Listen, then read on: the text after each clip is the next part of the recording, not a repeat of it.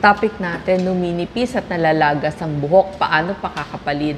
Napapansin natin ang pagkalagas ng buhok, pagkahulog ng buhok, pagnipis ng buhok sa edad 50 o 60. Pero bago natin masabi na talagang nalalagas, tuturuan ko kayo ano ba yung stages ng hair cycle natin. So nakita natin manipis, paano pakakapalin, tapos yung mga fine hair, sabihin manipis, yung strand o yung hibla ng buhok, gusto mo naman medyo magmukhang makapal.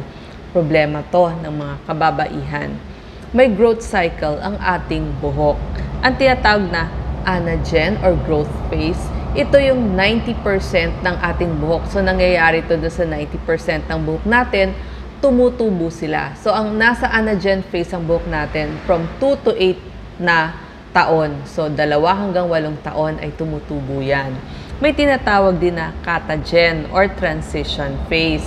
Dito, tumatagal ito ng 2 hanggang 3 linggo. Lumiliit yung hair follicle. Yung tinatawag na puyod ng buhok. May tinatawag din na telogen o kaya ito yung mahuhulog na yung buhok mo. So, nagaganap ito sa loob ng 2 hanggang 4 na buwan hanggang sa mahulog na nga yung iyong buhok. Ayan, humiwalay na yung dermal papilla. Tapos, doon sa pinagtanggalan ng buhok, meron na ulit tumutubong panibagong buhok. Pag nahuhulog ang buhok natin, usually mga 50 hanggang 100 strands o hibla ng buhok kada araw ang nangyayari. Pag naligo tayo, umaabot ng mga 250 strands. Di ba napansin niyo pag naligo, doon mas maraming nahuhulog na buhok. Yan.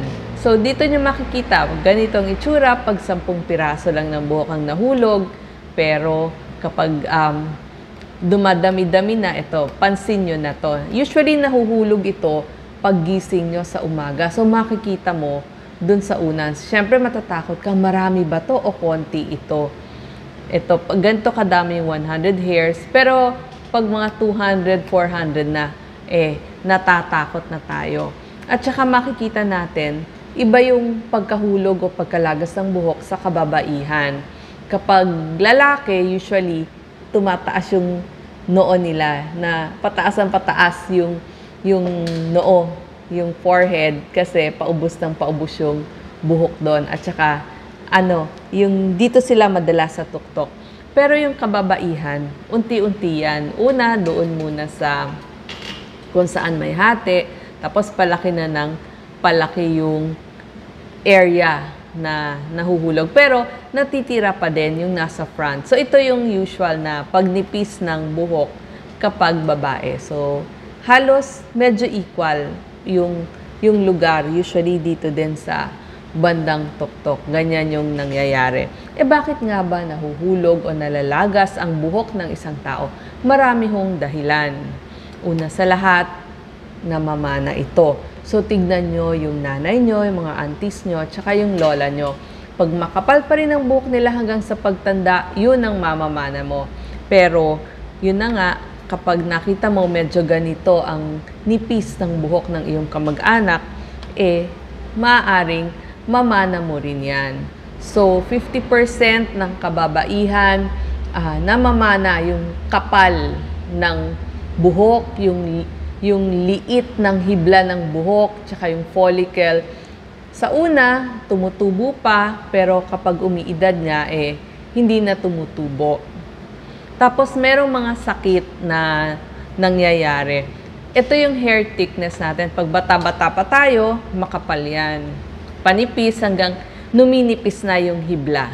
So, ito yung tinatawag na hair thickness ng ating buhok. Meron pang maibang dahilan. Bakit nahuhulog, nalalagas ang buhok? Usually, hormones. May pagbabago sa hormones kapag may sakit sa thyroid. Tapos, merong tinatawag na mas marami o hindi equal yung hormones na dapat meron ang babae o ang lalaki. Yan, yung estrogen kapag nagme-menopause, bumababa na din. Pagdating naman sa mga sakit pa, so merong thyroid, merong anemia kapag kulang sa iron, Polycystic ovary disease, PCOS, hormones din ang problema dito, yung mga autoimmune, yung mga lupus, tapos meron din yung mga pagkakaroon ng balakubak or psoriasis, nakakabawas din o nakakahulog ng buhok. Alam nyo ba ang sobrang stress?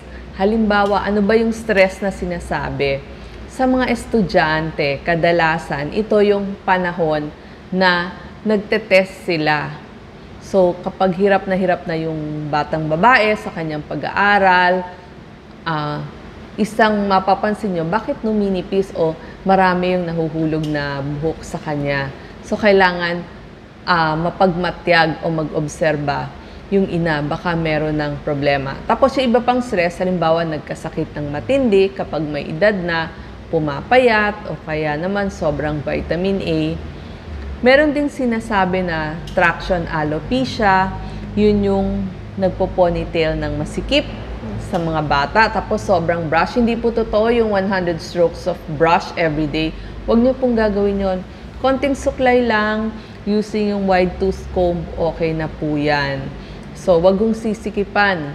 Yung pagtuyo ng buhok natin, padampi-dampi lang, wag naman sobrang makakuskos. Kailangan magaan yung kamay natin. Kailangan maganda yung hairbrush na ginagamit natin. Tapos yung mga maiinit na ginagamit sa buhok, medyo bawas-bawasan natin yung mga hair dryers tsaka yung plancha. Yung pagkain natin, kapag kulang ng protina, kasi kailangan yun para tumubo yung inyong buhok. So, pag kulang tayo sa nutrisyon, yan din ang nangyayari. So, ito. May problema sa thyroid, kulang sa kinain, yung mga nagbubuntis, pagkapanganak nila, mapapansin nila, pagligo nila, ang daming nahuhulog doon sa drain ng kanilang banyo. Huwag ko kayo mag-alala, in 2 years, tutubo naman ho ulit yan kasi meron ng mga pagbabago ng hormones.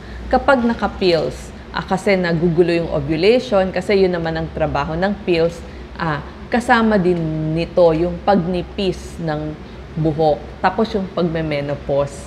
Yung mga babae na may PCOS, polycystic ovary syndrome, ganun din. Marami silang hair sa ibang parte ng katawan pero numinipis yung buhok sa ulo. Tapos yung pocknut, yung pag nagkaroon ng fungal, yung mga ringworm, yun yung tinatawag na pocknut. Pero sa mga students, marami nagtatanong bakit nalalagas yung buhok nila. Stress po yun sa pag-aaral or baka merong problema. At saka, yung kinakain nga natin. Meron ho tayong mga tips kung numipis yung buhok ng isang babae, pwede ho nating magmukhang kumapal. Kasi lahi nga yan eh. Una sa lahat, kulayan nyo. Number 1, kulayan para akala makapal. Usually, pag dark colored, nakakakapal yun ng buhok. So, yun yung gagamitin yung tina. Tapos, meron akong mga volumizing products na nabibili. Katulad ng mousse, hair mousse. So, pwede kayong maglagay ng mousse dun sa tips ng inyong hair. Tapos, gamitan nyo ng konting yung hair dryer. Dun din sa tip, konti lang. So, mapapansin nyo, mukhang umumbok yung inyong buhok. So, tip yan. Pag manipis ang buhok nyo, pwede nyo i-permanent perm o kulot. So, pag pinakulot nyo, edi aalsa din yon. Tapos, pag manipis ang buhok nyo, mas bagay, maikli ang gupit. Tapos, gawin nyong layered. Kakapal din yan. Meron din hong mga nabibili na tinatawag na minoxidil dito sa ating mga butika. Over the counter lang po yan, 5%. So, pwede nyong ilagay everyday. Ang minoxidil lang, sabi ng ating kaibigang dermatologist, si Dr. Akatigo, maganda kapag nag-uumpisa ng malagas yung inyong buhok, mapababae, mapalalaki, umpisahan nyo na. Pero kasi, pag hindi na kasi tumutubo yung buhok, hindi na rin gaanong nag-work yung minoxidil. So, mas bata, pwede na nating i-start. Tapos, yung shampoo natin, meron na hong nababagay na shampoo sa numinipis na buhok. So, pag numinipis, tignan nyo po ano yung mga shampoo na pampakapal. Gayon din yung conditioner. Tsaka ang tip nga ng ating mga dermatologist, basain mabuti ang buhok, tapos ilalagay sa palad. Ito po ituro nyo din sa inyong mga anak kasi kailangan marunong din sila mag-alaga ng kanilang buhok. lagay sa palad, tapos medyo kinukusot yung anit.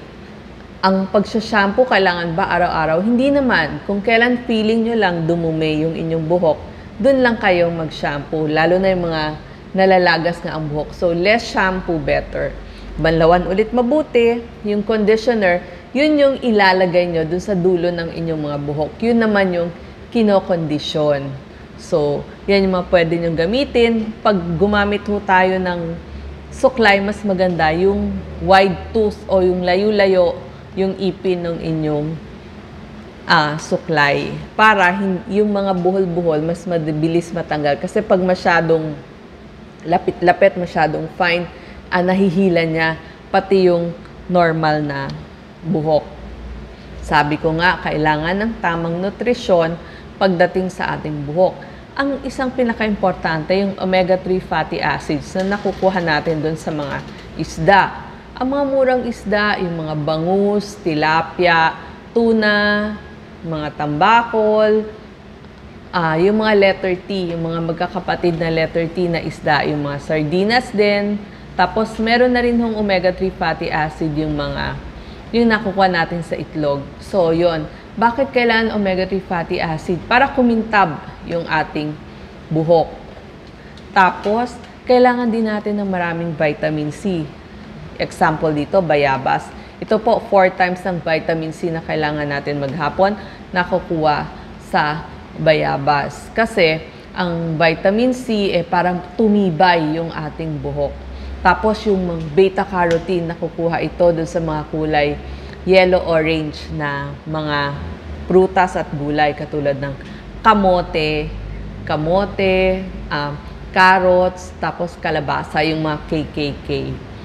Kailangan din natin ng iron. Yung iron nakukuha dun sa mga berdeng gulay, katulad ng spinach, sa Tagalog kangkong, alokbati, saluyot, kulitis, yan, maraming vitamin A, iron, beta-carotene, folate, at gayon din yung vitamin C para ma-moisturize yung buhok natin, hindi maging dry. B-complex, kailangan to, lalo na yung vitamin B na biotin, tsaka yung pantothenic acid. Kailangan din yan ng ating buhok at ng scalp. Biotin, marami pong mga pagkain na source ng biotin, kasama na nga ho dito yung itlog at tsaka yung milk.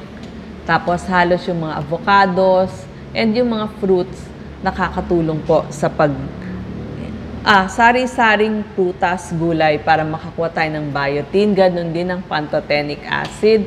Kasama na rin ho yung yogurt dyan sa source ng pantothenic. Vitamin B din po ang pantothenic acid para dumaloy ang dugo dun sa ating anit. So, i-massage din ang ating buhok paminsan-minsan para sa magandang daloy. Tapos, maging gentle tayo doon sa ating buhok. So, ang manipis na buhok, ang nahulog na buhok, magawin nating matibay, at may mga tips and tricks para kumapal ang nalagas na buhok. Salamat po.